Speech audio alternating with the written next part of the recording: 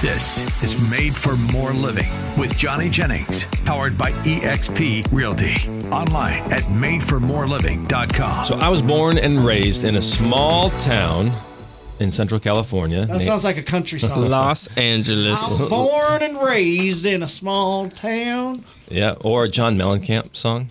There you go. Yeah, but my parents were very intentional about that. The reason why, they were they wanted us to, like my brother, sister, and I, to be able to say that we were born and raised in a place. They wanted us to have have roots. It was very important to them. And fast forward, things change. Obviously, Valerie and I are no longer in Coalinga. We live in Roseville. But you mentioned earlier on the show the importance of putting down roots, and that is sometimes you need, if you're growing a plant and you're in a pot, sometimes that pot needs to be transplanted because the roots have outgrown it. Sure. And so this isn't necessarily great for everybody, but all too often I see people go shallow and they don't put down the roots. Like whether they're starting a coffee business, whether they're starting in real estate, like they think there's going to be this immediate success. It's not working out, so they're going to pivot to something that they hope is going to provide immediate success. The analogy I like to use is a bridge. So a lot of people will build let's say you want to become a real estate agent. You start building this bridge. Then all of a sudden, and you're doing it based on your lead generation tactic is open houses. And you're building this bridge, and then you know what? This isn't, maybe there's a better 2 location. months and it's not working. 2 months, it's not working. There's a better location for the bridge. So then you pivot to networking. 2 months in, this isn't working. Then you start building another bridge. If you would have just stuck with the one bridge and seen it through to completion, it would be done. You would have reached the finish line. Yeah. And that's something that you touched on earlier, that you went deep and you've been in the community. You're a part of the community. What's your perspective on all that? Well, 10 years owning a business went by like that. Working at Bloom for 3 years went by in a snap. Working at Starbucks went by in a snap. And what I see a lot of people, especially our age, the millennial generation, doing is they are not self-aware that they're making the same mistakes that they criticize other generations for.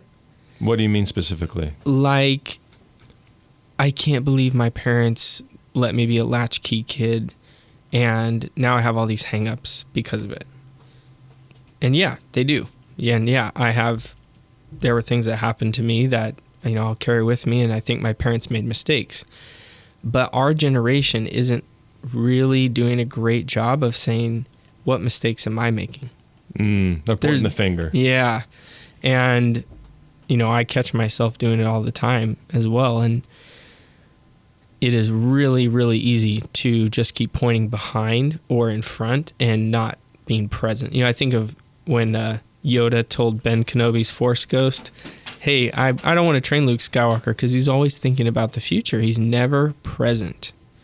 And when you are present, you're able to see the people around you with full value instead of as a commodity or an asset. And you're able to decide, how can I invest in myself and my own development and the people around me and their development and show them value right now? Yeah. Because you and I could leave here and get hit by a car, T-boned, and it's over. Yep. So did I do anything to provide value and show you that I love you today in this room, in this moment? And not a lot of people are thinking like that. And it is a constant battle. I'm not saying, I do it 24/7. I'm great. Yeah. But if you're aware that you're doing it or not doing it, you can change. And so I see a lot of people looking really quickly to greener grass, really quickly. And I've consulted a lot of businesses now, and I constantly am having to force people to not make changes for 3 months. If you change your hours, do not change them for 3 months, because they will say, well, we started opening an hour earlier and we're not getting any business. Well, guess what? Your customers don't know that you've done jack. Yeah, they don't know anything. That. Yeah. Oh, I've been doing open houses for 2 months and I'm not getting any sales. Well, guess what? You're not doing enough, and you haven't been doing it long enough. Yep. I've given out 1,000 business cards and no one's called me. Is your number right on the business card? Is it a soft touch business card, or is it just a flimsy garbage business card? Yep. Maybe you need to change something, And so there's one of the things we teach in coffee is the 5 M's. And if you're listening to this podcast and all we're waiting for is this guy going to tell me how to make better coffee? Here's your chance. Google the 5 M's of espresso, the letter M. And that is 5 Italian words that talk about the different things that make coffee good or bad. And they're all Italian words that start with the letter M. And the first one is mano, which means hand. And you always start with the hand of the barista. And it's, what am I doing wrong or right to make this coffee taste good? And everybody likes to jump to the other 4. Mm-hmm. One is the machine, one is the maintenance, one is the blend of the coffee. And so people like to jump to that.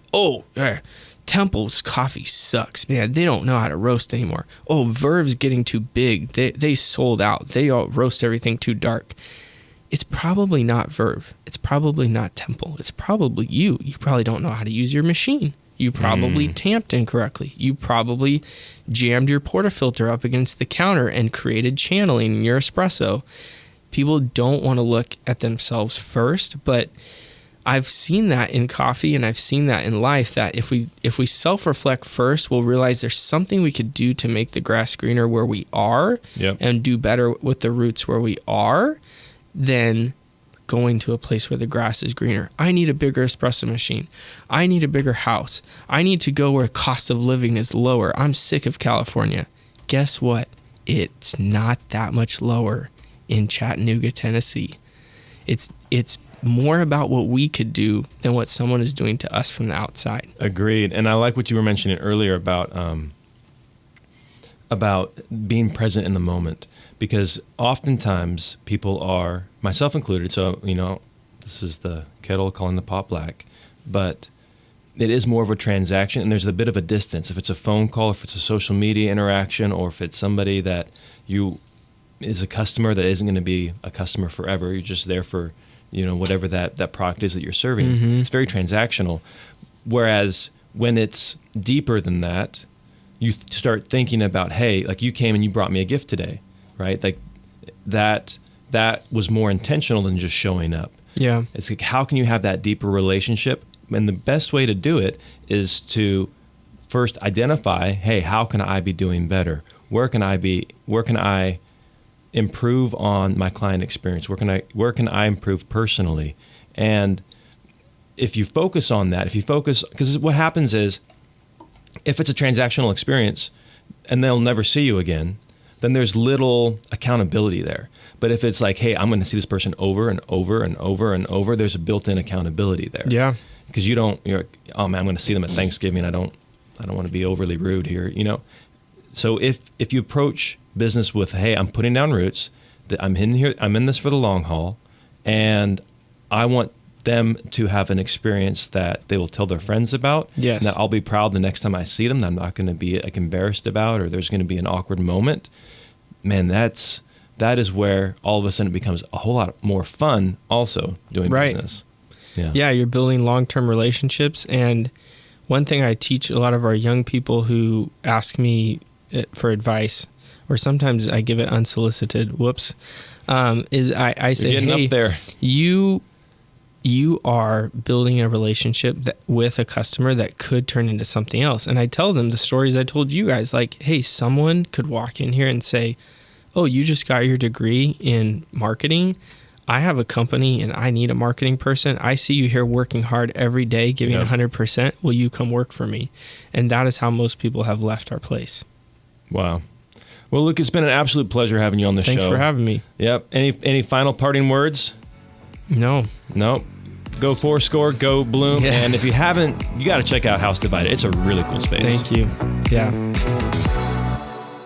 Mike, they say there are 2 guarantees in life: death and taxes. Yes, that's very true. But they're forgetting one. There's the guarantee from Johnny Jennings and the Tom Daves team at Made for More Realty. They'll give you at least 3 guaranteed cash offers on your home in as-is condition. Like they did for Sabrina. She wanted a cash offer on her home, so they brought her a dream offer. She accepted it and was even able to stay in the home after closing so she could make a smooth move to her next house, which they helped her buy. Yeah, and there is something special about using Johnny Jennings and the Tom Daves team at Made for More Realty because they have an entire team to make your home buying process as easy and simple and stress-free as it can be. And if you choose to go with the cash offers, you don't even got to do all the showings and have strangers walking through your house, none of it.